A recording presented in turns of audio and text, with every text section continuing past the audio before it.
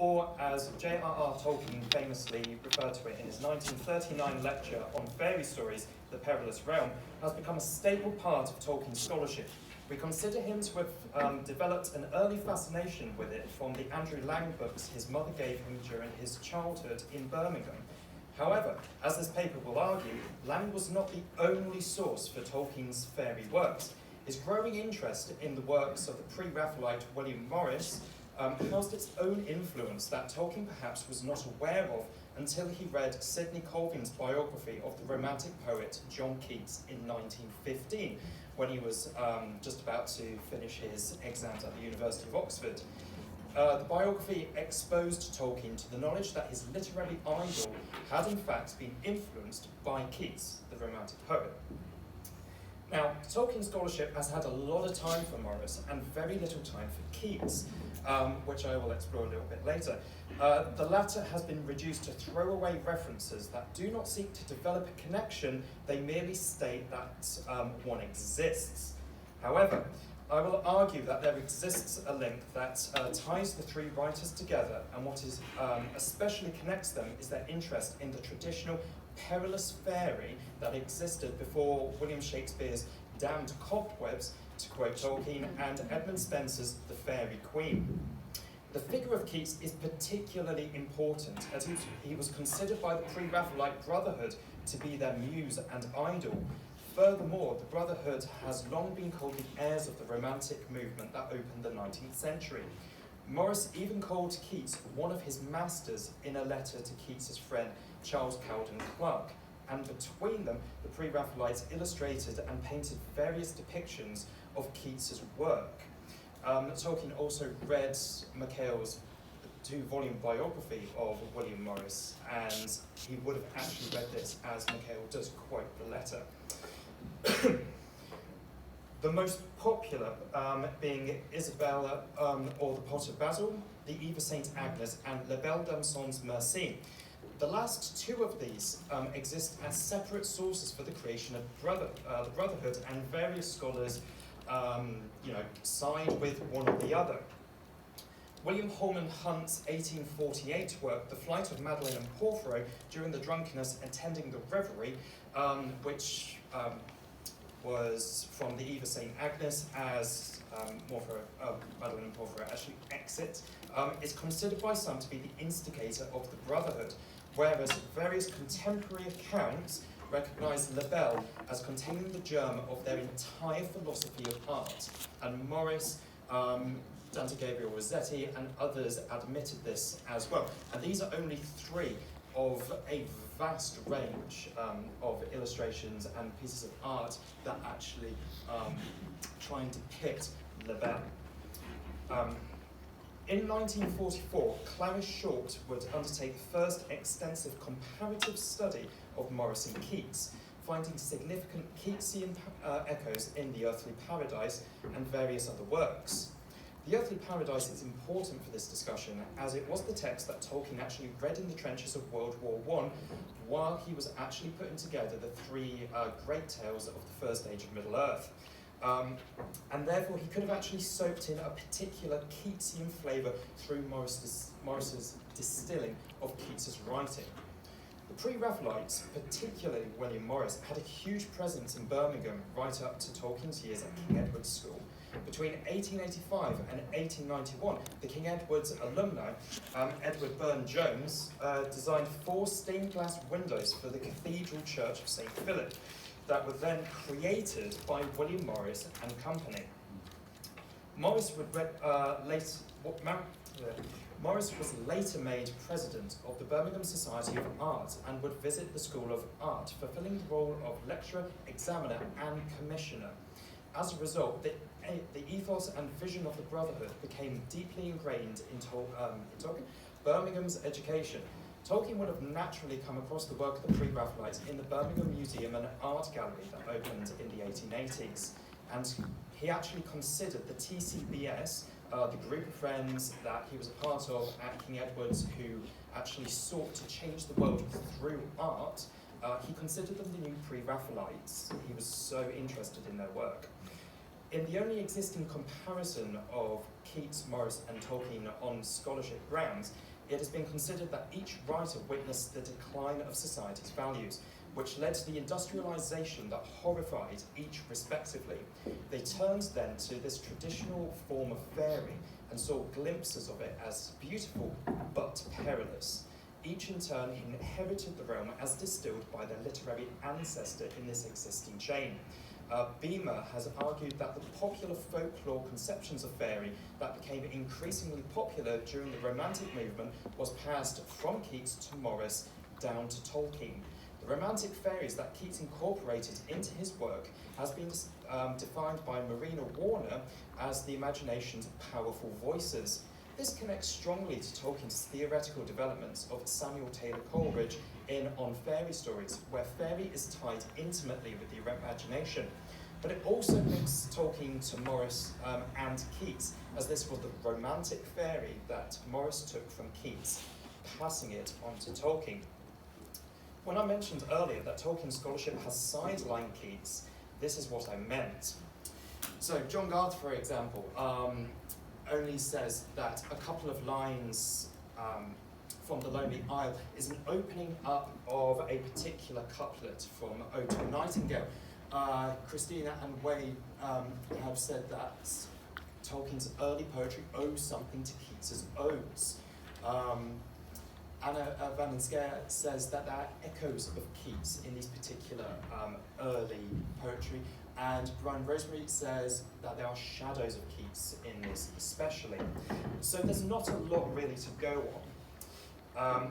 Anna is the only scholar who has gone a step further, explaining that these shadows exist through similar word use. And she is right. If we examine the following, we can see how Tolkien's early poetry from the Book of Lost Tales does in fact echo Keats's famous couplet from the Ode to a Nightingale, famously, charmed magic casements opening on the foam of perilous seas in fairylands forlorn. As you can see, fairy, foam, forlorn. These words keep on reappearing, and these are only two of the early poems that these words appear in.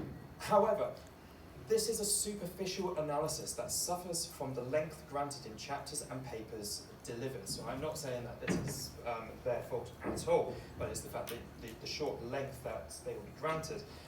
Keats is only a small portion of a much larger argument and therefore cannot be given much ground. I would like to draw on the work of Thomas Shippey to help us further understand why Tolkien sounds Keatsian. At a particular point in his monograph, The Road to Middle-earth, Shippey explains how Tolkien created the Elvish tradition of poetic enchantment through rich and continuous uncertainty. He explains that Frodo appears to be listening in a highly Keatsian style in The Lord of the Rings. This occurs during the company stay at Rivendell in the Fellowship of the Ring, when Frodo hears Bilbo perform his rendition of the Eärendil tale.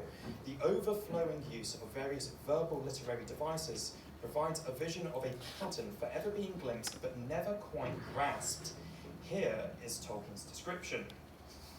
At first, the beauty of the melodies and of the interwoven words in elven tongues, even though Frodo understood them little, held him in a spell. As soon as he began to attend to them, almost it seemed that the words took shape, and visions of far lands and bright things that he had never yet imagined opened out before him, and the firelit hall became like a golden mist above seas of foam that sighed upon the margins of the world. Then the enchantment became more and more dreamlike, until he felt that an endless river of swelling gold and silver was flowing over him. Too multitudinous for its pattern to be comprehended, it became part of the throbbing air about him, and it drenched and drowned him. Swiftly, he sank under its shining weight into a deep realm of sleep. So she actually quotes this as the section as well. The effect on Frodo is clearly powerful and indicative that, as Shippey further notes in the book, Tolkien's idea of poetry mirrored his ideas of language. In neither did he think sound should be divorced from sense. There are various interpretations to what Shippey could mean by listening in a Keatsian style, but I would like here to suggest that he has not fully ascertained what he means by this comment. The answer is not obvious. There are actually two potential viewpoints on this style of listening, which actually worked within the Keatsian scholarship that surrounded the early 20th century. The first and most obvious is the observed mental flight that Frodo experiences when he is enchanted. His mind is transported away and across the foam of perilous seas in fairyland's forlorn, to quote Keats, to the margins of the world. Just like how the Song of the Nightingale makes the narrator of Keats's Ode to a Nightingale fly on viewless wings of poesy, it should be noted that mental flight was a strong trope of romantic poetry at the time. Jack Stillinger has commented on the structure of the romantic lyric as ascending to mental flight and finally descending back to reality. However, in the early 20th century, mental flight was most closely associated with Keats's poetry. In his 1926 work, The Mind of John Keats, Clarence Thorpe summarised the effect as poetic flights into dream worlds, where the soul of the poet is detached temporarily from the actuality of men and things and builds for itself a habitation of its own. The second viewpoint on this section is the rich synesthesia that Frodo actually experiences. Synesthesia is the neurological trait that actually results from the merging of the senses and was a stable technique in Keats's poetry at this time. Frodo likens the song to an endless river of swelling gold and silver flowing over him. It is richly synesthetic and inherently Keatsian. Stephen de Ullman presented the first study of synesthesia in Keats' poetry in 1945 and considered the technique an essential factor in the conception and makeup of Keats' poems Hyperion, Ode to a Nightingale, and Ode to a Grecian Urn. Frodo visualises the words of the poem as rich colours of gold and silver while they physically course over him. The effect is, at the same time, mental and deeply physical, a trans-sensory experience that is the powerful effect of Faerie's enchantment. When Frodo wakes up, he can still feel the residue of his enchantment through his synesthesia. The Hobbit recalls how the sweet syllables of the elvish song fell like clear jewels of blended word and melody. For Tolkien and Keats, synesthesia was clearly a result of vocal enchantment, tying it closely with the transcendency they experienced with Faerie. Returning to Tolkien's early verse in the Book of Lost Tales, it does not come as a surprise to find that the poems that Anna has singled out as Keatsian contain either of these Keatsian elements. Courtierian among the trees aligns feeling with sound in the cold note of the haunting flute to help intensify the feeling of loss and sorrow. Additionally, in the shores of Faerie, the foam is silver music. This, the Happy Mariners, and much of Tolkien's early verse is saturated in mental flight. The Happy Mariners talks of chanting snatches of a mystic tune go through the shadows and the dangerous seas, past sunless seas to fairy leas. These lines sound distinctly like an embellished parallel of the Nightingale's song. There are mere glimpses of fairyland's forlorn, but the vision is not fully grasped. So synesthesia is clearly present in Keats and Tolkien, especially those that deal with fairy and enchantment. But what about Morris? The middle link in this chain of influence that I'm proposing? Well, in 1937, Stephen Ullman argued that the pre-Raphaelite Brotherhood believed in synesthesia as a means of realistic effects and aimed to portray it in their visual as well as their written art. There is no doubt that this line of thought came directly from Keats, who Morris, along with the rest of the pre-Raphaelites, admired, whose use of the technique in the latter half of the 19th century was still well known, if not expressed by scholars. Morris's poetry in particular is described by Ullman as decorative in the deepest sense of the word.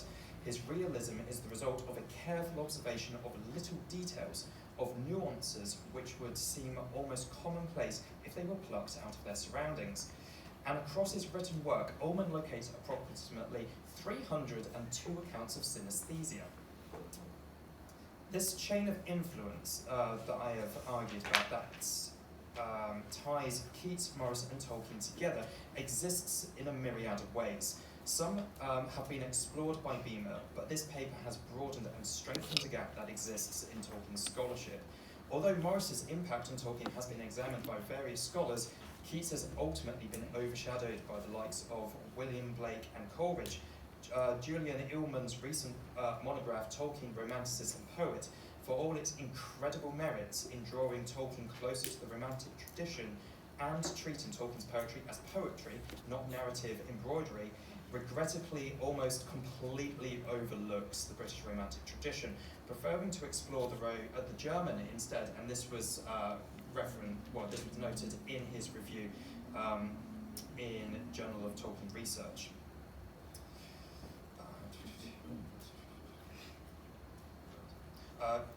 Keats is much closer to Tolkien than either of these because of the chain of influence from him through Morris and the Pre-Raphaelites to Tolkien. The oeuvre of the Pre-Raphaelite Brotherhood that pertains to Keats' poetry alone is strikingly vast, and it is unlikely that Tolkien went his entire life without coming into contact with any of these. We know that Tolkien studied Keats at King Edward's School in Birmingham, thanks to Carpenter and Garth's biographical studies, and at Oxford, if you look at his actual library loans. Tolkien was familiar with what Keats' most popular and anthologized works were at this period in history. The use of particular poetic techniques evidences how Tolkien utilized Keats for his early and later visions of Faerie and elvish enchantment, showcasing just how close the father of fantasy really was to the Romantic poet. Thank you very much.